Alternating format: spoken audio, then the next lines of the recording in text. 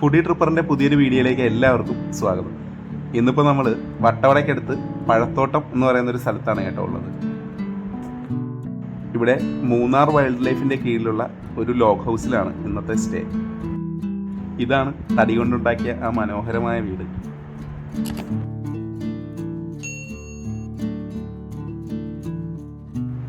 ഇതിനു പുറമെ ഇവിടെ ഒരു എ-ഫ്രെയിം ഹട്ടും പിന്നെ ഒരു ടെൻറ്റ് ഹൗസും കൂടെ ഉണ്ട്. റൂമിൻ്റെ അകത്തെ കാഴ്ചയാണ്. 2 ഡബിൾ കോട്ട് കട്ടിലുകൾ, 1-2 എക്സ്ട്രാ ബെഡ് കൂടെ ഇരിപ്പുണ്ട്. ഏറെക്കുറെ പൂർണ്ണമായും തടി ഉപയോഗിച്ച് തന്നെയാണ് ഇത് നിർമ്മിച്ചിരിക്കുന്നത്. സന്ധ്യയായി, വെട്ടം കുറഞ്ഞു വരുന്നുണ്ട്. അപ്പോൾ ഇതിൻ്റെ കൂടുതൽ വിശേഷങ്ങൾ നമുക്ക് നാളെ രാവിലെ കാണാം. എൻ്റെ പൊന്നെ, ഇവിടുത്തെ തണുപ്പെന്ന് പറഞ്ഞാണ്ടല്ലോ ഒരു രക്ഷയില്ല കേട്ടോ. തണുത്ത് ഇങ്ങനെ കിടന്ന് വിറച്ചോണ്ടിരിക്കുക. ആരെയും കാണാൻ പറ്റുന്നില്ലല്ലോ അമ്മേ. അപ്പോൾ ഇവരിപ്പം നമ്മൾ ഇവിടെ ഇത് പറയുമ്പോൾ നമുക്ക് ക്യാമ്പ് ഫയറൊക്കെ സെറ്റ് ചെയ്ത് തന്നിട്ടുണ്ട്. നല്ലൊരു തടിയൊക്കെ വെച്ചെടുത്തിട്ടുണ്ട്. ഈ പറയുന്ന നേരം നിന്ന് കത്തിക്കോളും. അപ്പം ക്യാമ്പ് ഫയർ പൊളി സംഭവമാണ്. ക്യാമ്പ് ഫയറിനെ കുറച്ച് വൈബാക്കാൻ വേണ്ടി മിസ്റ്റർ അയ്യപ്പൻ ഒരു ഗാനം ആലപിക്കും. അതെ, അയ്യപ്പൻ്റെ പാട്ടൊക്കെ ഉണ്ടാവും ഇനി. എന്തായാലും ഈ ക്യാമ്പ് ഫയർ ഒത്തിരി ഇഷ്ടപ്പെട്ടു. എന്ന് വെച്ച് കഴിഞ്ഞാൽ അതുപോലെ തണുപ്പ്, നല്ല എക്സ്പീരിയൻസ് അല്ലേ. ഒരിക്കലെങ്കിലും ഇവിടെയൊക്കെ വരണം അല്ലേ.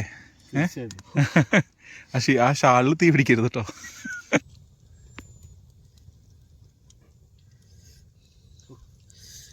പിടിച്ചിട്ട് തണുപ്പ് പറഞ്ഞില്ലോടാ. ഇവിടുത്തെ ഡൈനിങ് ഏരിയ ആണ്. ഇവിടെയും തടിയും പുല്ലും ഒക്കെയാണ് ഉപയോഗിച്ചിരിക്കുന്നത്.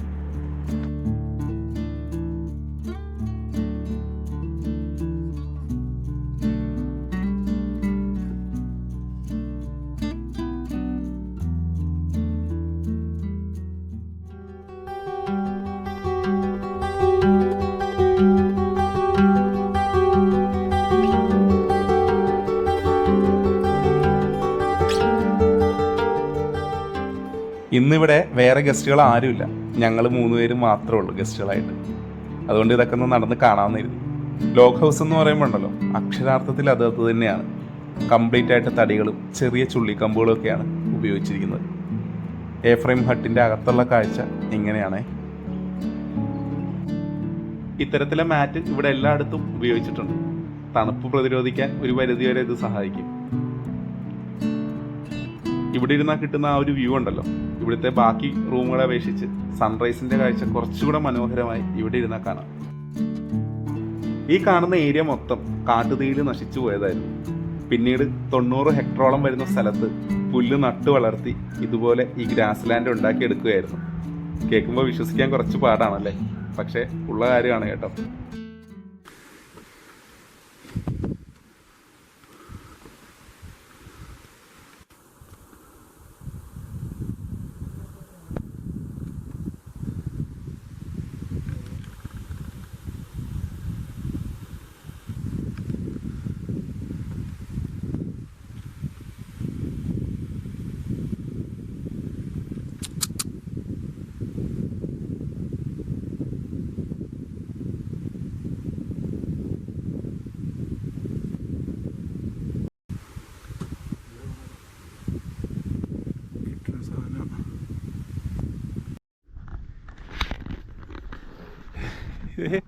ഇവിടെ വന്ന് നിന്നാട്ടോ, ഇവിടെ ആട്ടോ അവൻ വന്ന് നിന്നേ.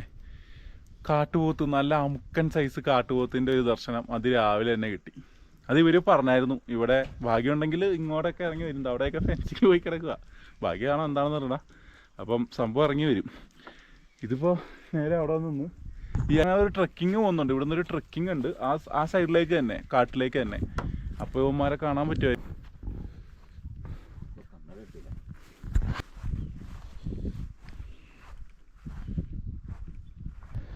ഞങ്ങൾ ഒരു സാധനത്തിനെയും കൂടെ കണ്ടിട്ടുണ്ട്. പക്ഷേ അത് വരയാടാണോ മ്ലാവാണോ എന്നൊരു സംശയമുണ്ട്. തൊട്ടപ്പുറേ വന്ന് നിൽപ്പുണ്ട്. ഇതിൽ കാണാൻ പറ്റില്ല, മറ്റേതിനകത്ത് സൂം ചെയ്യാം. അത് അനങ്ങുന്നില്ല, കുറേ നേരമായി. ഇവൻ കുറേ നേരമായിട്ടോ അവിടെ നിൽക്കാൻ തുടങ്ങിയിട്ട്. ഒരുപാട് നേരമായി. ഞങ്ങൾ കണ്ടിട്ട് തന്നെ കുറേ നേരമായി. ഇങ്ങനെ പുല്ലൊക്കെ തിന്ന് നടക്കുമെന്ന് തോന്നുന്നു. പക്ഷേ ഇവിടെ പുല്ല് കുറവാണ്. ഇപ്പുറം ഇഷ്ടംപോലെ പുല്ലുണ്ട്. ഇങ്ങോട്ട് പാടാമാനെ ക്ലോസ് ആയിട്ട് കാണാം.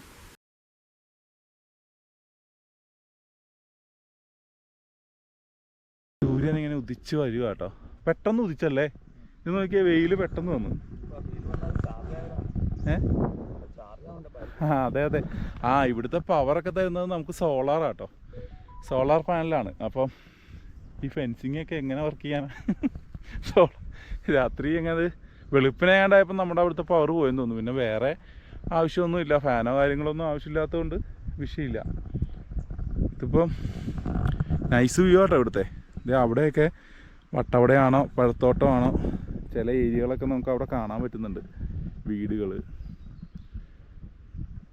തേയിലത്തോട്ടമുണ്ട്.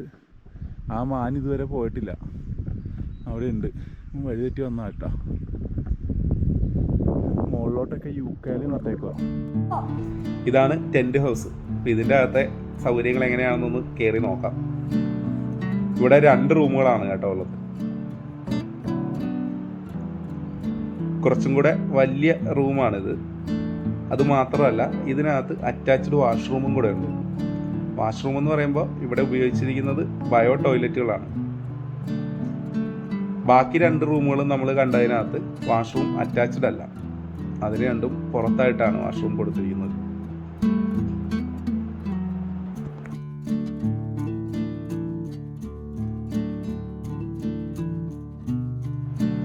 മഴ പെയ്തതല്ല, മഞ്ഞുതുള്ളികളാണ് ഈ കാണുന്നത്.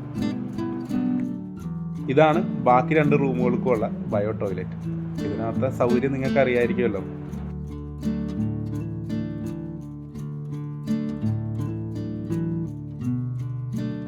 നമ്മൾ ഇന്നലെ ക്യാമ്പ് ഫയർ ആസ്വദിച്ച സ്ഥലം ഇതാണ്. കാട്ടുപോത്ത് വന്നു നിന്ന ആ സ്ഥലം. പിന്നെ ഇന്നലത്തെ ക്യാമ്പ് ഫയർ, അയ്യോ അത് കിട്ടിയില്ലായിരുന്നെങ്കിൽ തണുത്ത് വിറച്ചു പോയേനെ. അതുപോലത്തെ തണുപ്പായിരുന്നു ഇന്നലെ ഇവിടെ. ഇവിടെ എല്ലായിടത്തും ഇത്തരത്തിൽ തടികളാണ് കേട്ടോ. ഈ ചെയറൊക്കെ ഉണ്ടാക്കിയിരിക്കുന്ന ആ ചെയറിൻ്റെയൊക്കെ ഭംഗി കണ്ടില്ലേ? അതുപോലെ ഉറപ്പുണ്ട് ഇതിന്. ഇതുപോലൊരു സ്ഥലത്ത് വന്നിരുന്ന് ഇങ്ങനെ ആവി പറക്കുന്ന കട്ടൻ ചായ കുടിക്കുമ്പോൾ കിട്ടുന്ന ആ ഒരു ഫീൽ ഉണ്ടല്ലോ, പ്രത്യേകിച്ച് പറയണ്ടല്ലോ അതല്ലേ. ഇതാണ് ഇവിടുത്തെ അടുക്കള. ഞങ്ങളുടെ ഫുഡ് തയ്യാറായിക്കൊണ്ടിരിക്കുക. നമ്മൾ ഇന്നലെ കുറച്ചു ദൂരം നടന്നല്ലേ വന്നത്. സത്യത്തിൽ ഈ മുകളിൽ വരെ വണ്ടി എത്തും, പക്ഷേ വരുന്ന വഴി ഇടയ്ക്ക് കുറച്ച് സ്ഥലം മോശമായി കിടക്കുമായിരുന്നു. അതുകൊണ്ടാണ് നമ്മൾ വണ്ടി അവിടെ ഇട്ടിട്ട് നടന്ന് ഇങ്ങോട്ട് കയറി വന്നത്.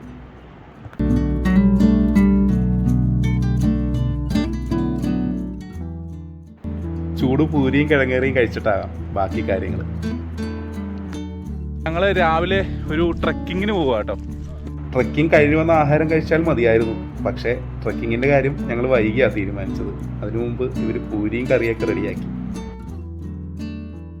അത്യാവശ്യം നല്ല രീതിയിൽ അട്ടശല്യം ഉണ്ട് കേട്ടോ. അയ്യപ്പൻ ചേട്ടനെ കുറേ അട്ട അടിച്ചു. ഇത്രയും ഉയരത്തിൽ വന്നപ്പോഴാണ് ഞങ്ങൾ ഇന്നലെ താമസിച്ച ആ പ്രോപ്പർട്ടിയുടെ മനോഹാരിത എത്രത്തോളമാണെന്ന് ബോധ്യമായത്. പച്ച പരവതാനി വിരിച്ചതുപോലെ ഒരു കുന്നിൻ ചെരുവ്, അതിൻ്റെ ഒത്ത മധ്യത്തിലാണ് ഞങ്ങൾ ഇന്നലെ കഴിഞ്ഞത്. സത്യത്തിൽ എനിക്കിത് കാണുമ്പോൾ ഓർമ്മ വരുന്നത് മാഷ ആൻഡ് ബെയർ പോലെയുള്ള കാർട്ടൂണുകളാണ്. അത്തരം കാർട്ടൂണുകളിലാണ് ഇത്രയും മനോഹരമായിട്ടുള്ള ഗ്രാസ് ലാൻഡുകൾ നമുക്ക് കാണാൻ സാധിക്കുക. യുണൈറ്റഡ് നേഷൻസ് ഡെവലപ്മെൻറ്റ് പ്രോഗ്രാം വഴി ഇവിടുത്തെ ഫോറസ്റ്റ് ഡിപ്പാർട്ട്മെൻറ്റ് 2019 ഈ റിസ്റ്റോറേഷൻ വർക്ക് സ്റ്റാർട്ട് ചെയ്തത്. അത് 2022 അവസാനിച്ചു. അതിനുശേഷം ഈ ഗ്രാസ് ലാൻഡിൽ കാട്ടുപോത്തിൻ്റെയും ചില പ്രത്യേകതരം പക്ഷികളുടെയും സാന്നിധ്യം കൂടിയതായിട്ട് പറയുന്നു. ആനമുടി ഷോല നാഷണൽ പാർക്കിൻ്റെ കീഴിലാണ് കേട്ടോ ഈ ഫോറസ്റ്റ് ഡിവിഷൻ വരിക. കാട്ടുപോത്തുകളും മ്ലാവുകളുമാണ് കൂടുതലായിട്ടുള്ളത്. അപൂർവമായി ആനകളെ കാണാൻ സാധിക്കുമെന്ന് അറിയാൻ കഴിയും. പരശിപ്പെട്ടിക്കുടി അവിടെ പോകാതെ ഫുള്ളാ പാട്. അവിടെ പോകുന്നല്ലേ? അപ്പോൾ അവരെങ്ങനെ പോകും? അവർ ജീപ്പിൽ പോകും. ഇതൊക്കെ വട്ടവടയുടെ ലാസ്റ്റ് ആണോ? അതെ, ഈ കാണുന്നൊക്കെ വട്ടവടയൊന്നും കഴിക്കില്ലല്ലോ. ഇത് ചെലന്തിയാറ്. ഈ ട്രക്കിങ്ങിന് ഒരാൾക്ക് 300 രൂപയാണ് ചാർജ്. ഞങ്ങൾക്ക് മൃഗങ്ങളെ ഒന്നും കാണാൻ സാധിച്ചില്ല. എങ്കിലും ഈ ട്രക്കിംഗ് ഒത്തിരി ഇഷ്ടപ്പെട്ടു. കാരണം വട്ടവടയുടെയും കോവിലൂറിൻ്റെയും മറ്റ് ടൗണുകളുടെയൊക്കെ മനോഹരമായിട്ടുള്ള ചില ദൃശ്യങ്ങൾ ഞങ്ങൾക്ക് ഇവിടെ നിന്നിട്ട് കാണാൻ സാധിച്ചു. അത് അടിപൊളിയായിരുന്നു. ഈ സ്ഥലത്തിന്റെ പേര് പഴത്തോട്ടം വ്യൂ പോയിന്റ് എന്നാണ് പറഞ്ഞത്. ഇവിടെ വരെ ഒരു മിനി ട്രെക്കിംഗ് ഉണ്ട്. ഒരാൾക്ക് 100 രൂപയാണ് ചാർജ്. ഇവിടെ വന്നാലും ഈ പറഞ്ഞ സ്ഥലങ്ങളുടെ അടിപൊളി കാഴ്ചകൾ നമുക്ക് കാണാൻ സാധിക്കും കേട്ടോ.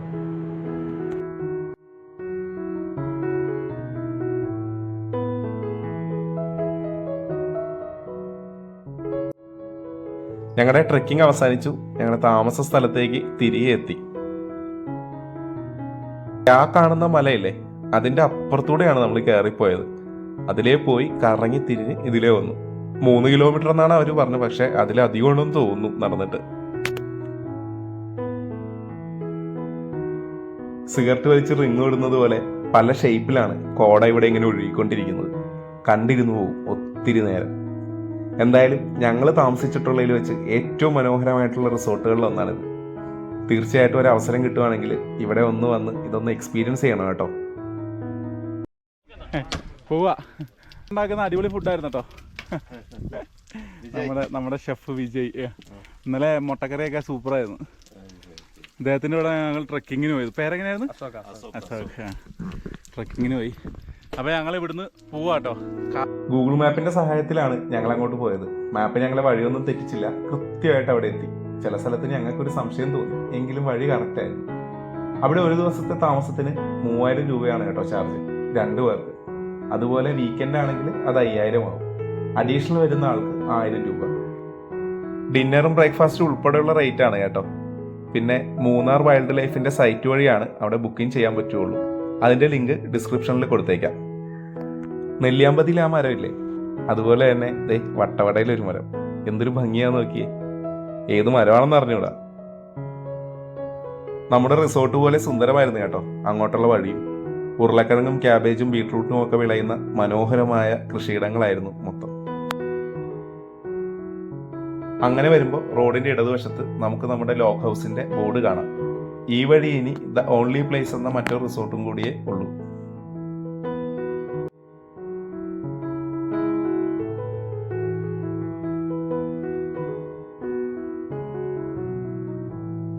ഇതാണ് ദ ഓൺലി പ്ലേസ് എന്ന റിസോർട്ട്. ഇതും കഴിഞ്ഞ് 1 കിലോമീറ്ററും കൂടെ പോകണം നമ്മുടെ ലോക്ക് ഹൗസിലേക്ക്. പക്ഷെ അങ്ങോട്ട് ഇടയ്ക്ക് വഴി മോശമായതുകൊണ്ട് വണ്ടി ഇവിടെ പാർക്ക് ചെയ്യേണ്ടതായിരുന്നു. ഞങ്ങളത് ഓർക്കാതെ നേരെ തന്നെ പോയി. ദേ ഇവിടം വരെ നമ്മുടെ വണ്ടി വന്നോളൂ. പിന്നെ ഞങ്ങൾ റിവേഴ്സ് പോയി കേട്ടോ. 1.5 കിലോമീറ്ററോളം റിവേഴ്സ് പോയിട്ട് ആദ്യം പറഞ്ഞ ആ സ്ഥലത്ത് വണ്ടി പാർക്ക് ചെയ്തിട്ട് നടന്നു വന്നു. നല്ല തണുപ്പും കോടയൊക്കെ ആസ്വദിച്ച് ഇതുപോലുള്ള സ്ഥലത്തും ഇടയ്ക്കൊന്ന് താമസിക്കണം. തീർച്ചയായിട്ടും ഇഷ്ടപ്പെടും. ലൈഫിൽ ഒരിക്കലും മറക്കാത്തൊരു അനുഭവമായിരിക്കും. അപ്പോൾ ഈ വീഡിയോ ഇഷ്ടപ്പെട്ടാൽ നിങ്ങൾ ലൈക്ക് ചെയ്യണം. അതുപോലെ ചാനൽ സബ്സ്ക്രൈബ് ചെയ്യാത്തവർ സബ്സ്ക്രൈബൊക്കെ ചെയ്ത് ഞങ്ങളെ സപ്പോർട്ട് ചെയ്യണം കേട്ടോ. അടുത്ത വീഡിയോയിൽ കാണാം. അതുവരെ എല്ലാവർക്കും ബൈ.